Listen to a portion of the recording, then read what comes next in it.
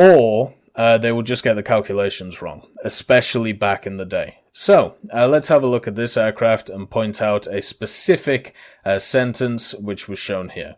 The unarmed DIS prototype, so this is without any of the extra weight of the guns, was built at the State Factory, one at Moscow, Kadinka, and took off for its maiden flight in the 19th of May 1941.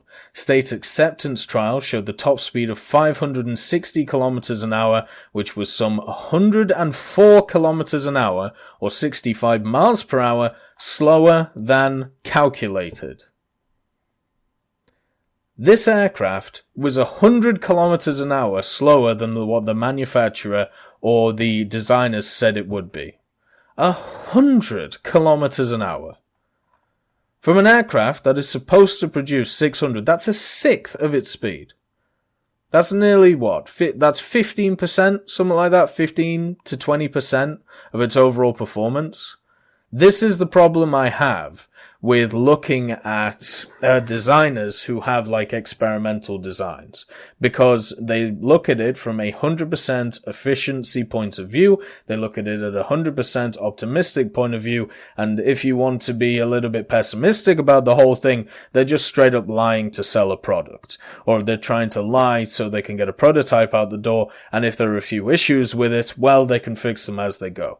I think a lot of aircraft designers, especially in World War II, who are fighting for these contracts, will have embellished what was going on, and this is a prime example of it with the DIS or the DIS. They just straight up got the calculations wrong, or they just full-blown lied. So this is a great example of showing how designers do this. Okay? So when you tell me about, the post-war, the like the 1946 experimental aircraft that, either Germany or America may have made, but never did, I need to see it fly. I need to see flight tests. Because there are some out there which did crazy things, like the X-1. The X-1 American jet, it was able to go Mach 1 in, I believe, 1946. It was dropped from a B-29, and it was able to get to Mach 1 in 1946. So it is possible, these crazy designs can actually happen and can come to fruition, but there are a lot of cases, just like the Mikoyan-Gurevich DIS, where there's just straight up fiction until it's actually tested. The next one is the Folland Gnat. Now, I am incredibly happy to see this aircraft past its development, and the reason is because, first of all, as somebody who grew up in Britain, who went to a bunch of air shows, mainly to places like the York Air Museum, the Gnat is one of those ones which I've always kind of had a special place in my heart for.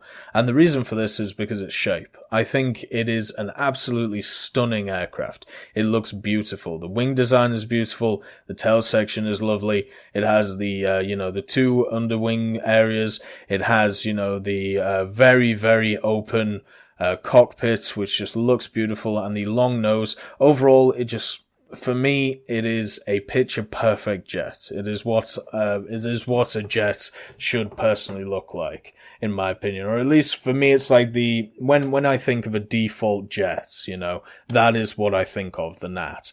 Now, the Gnat is also an example I brought up when the G91 was added to the game, when I had a bunch of people telling me it would never be a problem, and that it wouldn't take over the game like the Canadair Sabre did. Well, look at me now. The G91, when it was added, I talked about the year that it was released and its combat statistics. Not its combat statistics, but its flight performance. And I said it's absolutely crazy. And it was also at 8.0, remember, at the time, which was even crazier. And I decided to do a video looking at other aircraft which had come out at a similar time, such as the Gnat. And the question was, if it's okay to have the G91 series in game, why not the Gnat? Why not other machines like it? And obviously the common response is the Gnat's too fast, because, well, it is.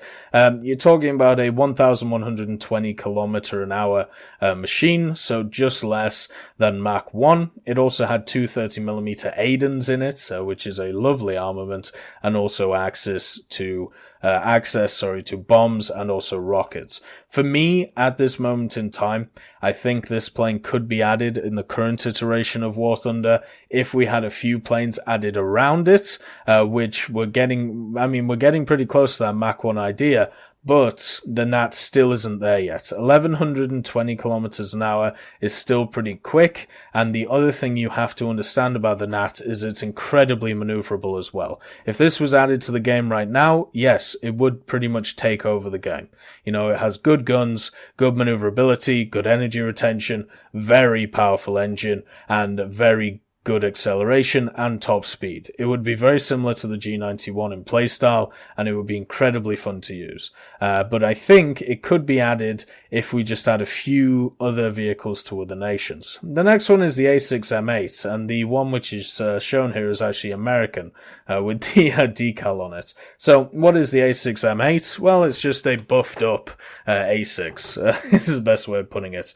I don't think it was actually ever given the full designation A6M8. I think they actually they called it something else, but pretty much they just put in the Kinsei 62 engine, which had 1560 horsepower, compared to the 1150 that we see from other models. So we're talking about a real beefy engine in it. Now, what is hilarious, which is a trend that you'll see with a lot of Japanese aircraft, is that, generally the Navy looked at it, the Japanese Navy, and they went, no, we don't need it. And then they saw its flight performance, and then they were like, hell yeah, we need this. So they put in an order of 6,300 of these. None were built. Why bother with an order of 6,300? Maybe start with 10. 6,300, a little bit ambitious, especially when you don't have the capacity to build one. God damn it. It's so funny, sometimes reading, statistics like this just make me chuckle, because it's like, right, because, the French did it before World War II, right? They basically went, right, okay, we want, 300 of this tank, 3 years later. Okay, well, we've made 20. And nobody wants to work together, and we can't be efficient, and we all want to take smoke breaks. It's just funny to me.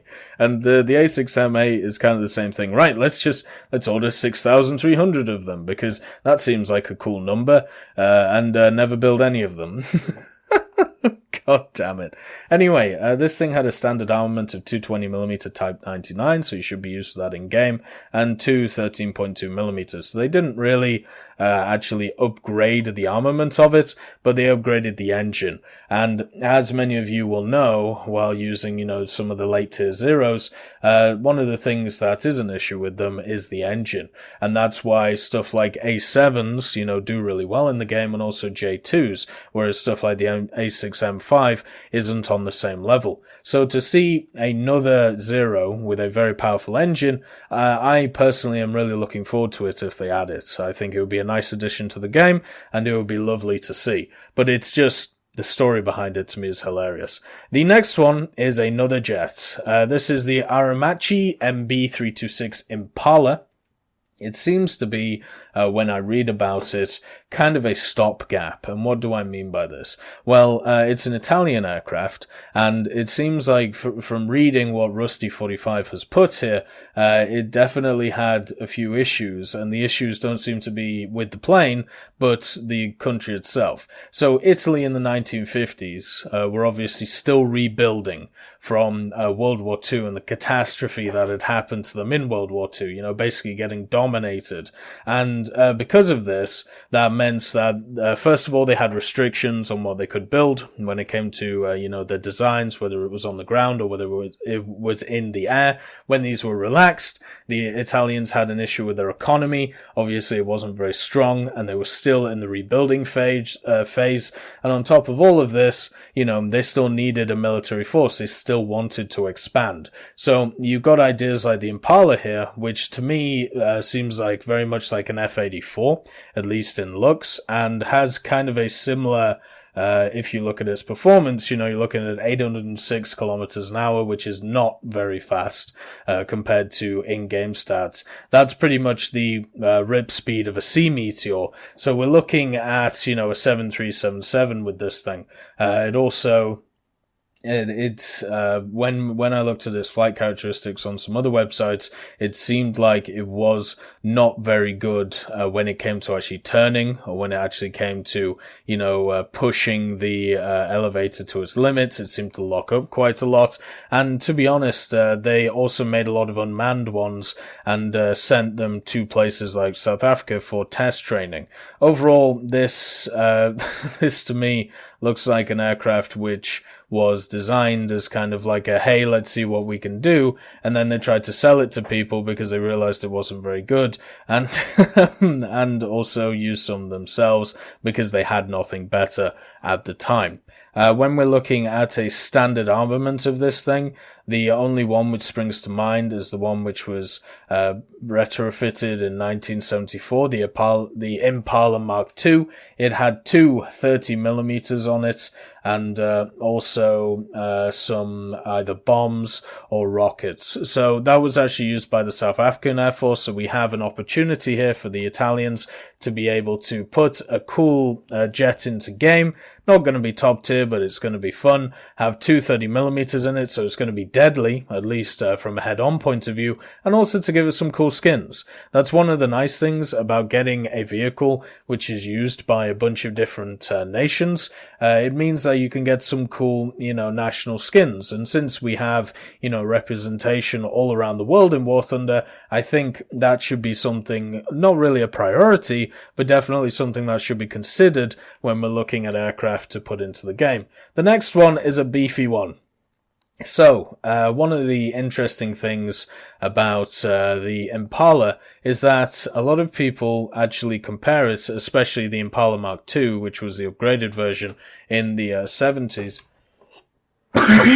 They see it as kind of competition to this, and this is the AMX A11A, the AMX AAA-11A, which is a attacker aircraft, so ground attacker. So you may look at this and think, oh, this is an incredibly modern design. How fast does this thing go? It must be able to take over absolutely everything. And, it must go like Mach 2 or something like that. Well, actually, it's got a very similar performance to other attackers that people have been talking about for a while. So like the A-10 Warthog or the Su-25. So its performance, it can only actually go, 1,053 kilometers an hour. So even though this is an 80s aircraft, it's actually about the same speed as a lot of other aircraft we already have in the game, maybe even less than some of them. The problem that you're going to run into with this aircraft is its secondary armaments. So it could carry a bunch of Hydras, which were taken straight from the G91, because this was seen as the next development of the G91. Like, you had the G91 and then they moved to this as I said, like an attacker role.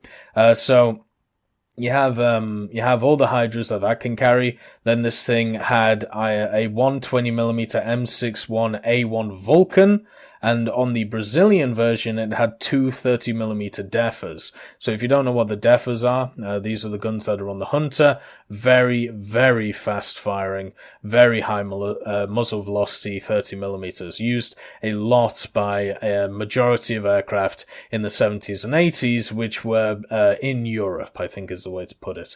Then it also has a bomb load of 3,800 kilos. So overall, this thing could carry a lot of ordnance, and that means for me, this could be useful in a ground realistic sense. The problem is they've increased the SP of vehicles like this so much in ground realistic, it's very hard to consider it being in the game as any, CAS support.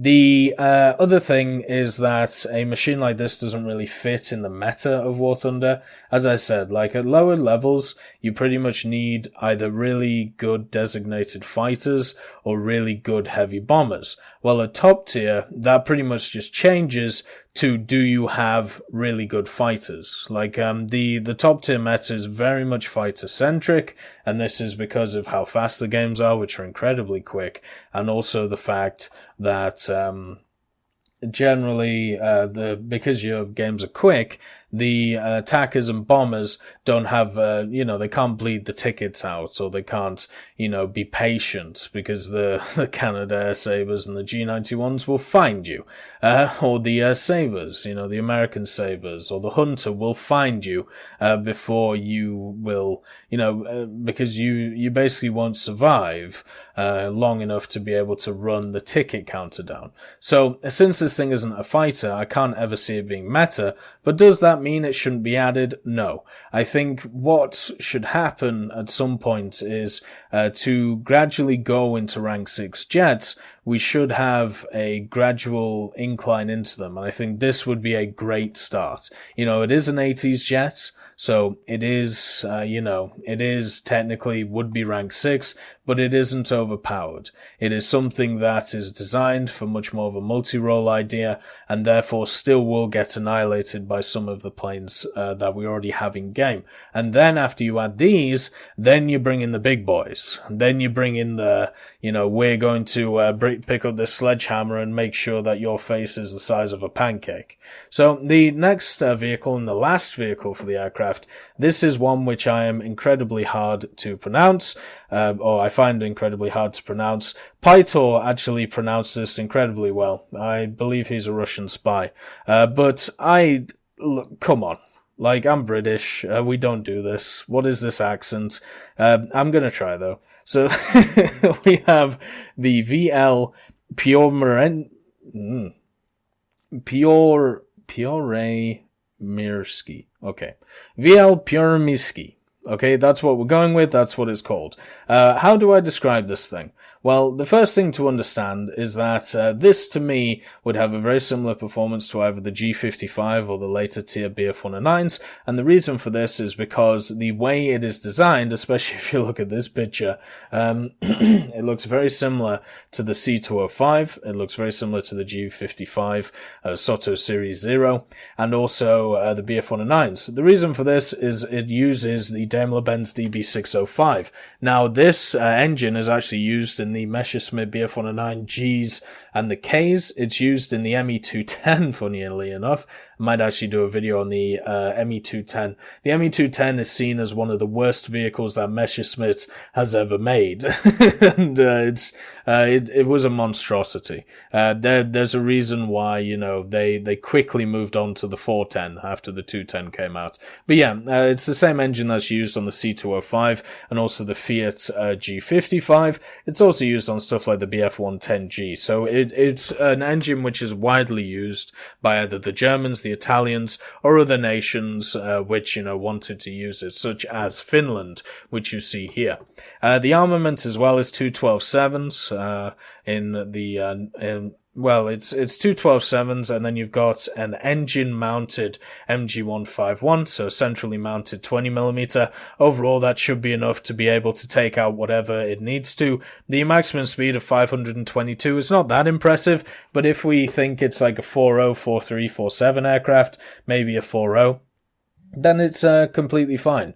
Overall, what I see from this is a cool and interesting premium, which is kind of similar to what we have in the tech tree, so therefore we'll be able to balance it easily, and it would also give something to the Finnish community.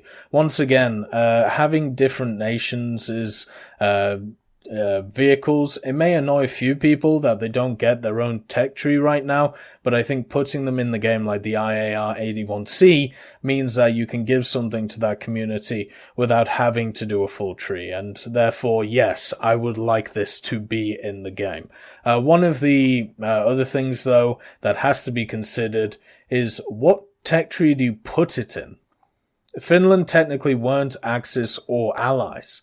And the only thing that is making me think maybe you stick this in the Italian tree is, first of all, Gaijin in one of their Q&As kind of talked about how Italy is going to be the place where a lot of different nations' premiums go. Now, they did kind of specify Axis nations, so like Romania, Hungary, and stuff like that. You know, recently we've just had the Duck and then the IAR-81C, but also we have a Spitfire in there. So I think this machine could easily fit into the Italian tech tree as a premium. It would be very similar to stuff like the C205, but it would still be very, very fun to play. If you've never played through the Italian tech tree, it's one of the nicest experiences you'll ever run into. Very high win rates, very easy, forgivable aircraft to fly, and this thing, I believe, would be exactly the same. Anyway, that is all of the airplane suggestions which were given or passed to development over the last day or so. I hope you all have a wonderful day, and I'll see you next time.